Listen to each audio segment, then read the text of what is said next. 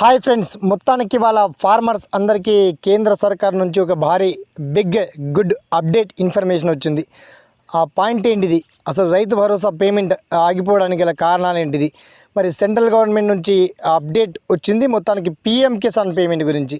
PM Kisan payment ఎప్పటిలోగా release కాబోతున్నాయి, దానికి సంబంధించి అర్హతలు, ఎలిజిబిలిటీ ఎలా చెక్ చేసుకోవాలో ఆ పర్టికులర్ డీటెయిల్స్ అన్ని మనం షార్ట్ అండ్ క్లియర్ కట్గా తెలుసుకుందాం. ఓకేనా?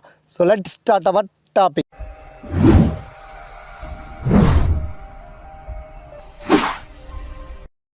సో ఫ్రెండ్స్, మొత్తానికి తెలంగాణ ప్రభుత్వం బంఫర్ ఆఫర్ ఇప్పటికే ప్రకటించింది. రైతుల ఖాతాలో రైతు భరోసా నగదు జమ అని చెప్పేసి. సో మొత్తానికి తెలంగాణ సర్కార్ తీపి కబురు చెబుతూ రైతులకి ఇది ఆగం చేసింది. మొత్తానికి రైతు భరోసా పేమెంట్ మాత్రం పడలేదు ఇంకా. అయితే పీఎం కిసాన్ సమ్మాన్ నిధి 2025కి సంబంధించి అన్నదాతలకు మోదీ సర్కార్ భారీ గుడ్ న్యూస్ తెలిపింది.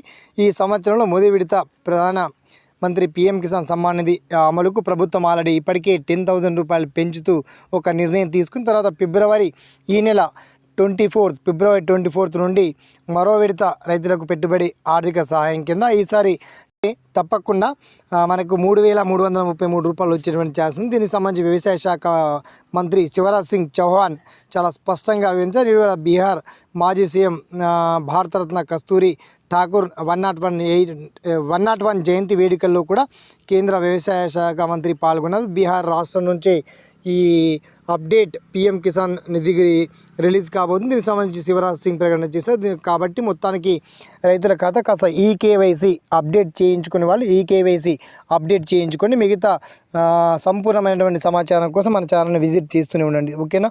సదా మీ సేవలో యూట్యూబ్ ఛానల్.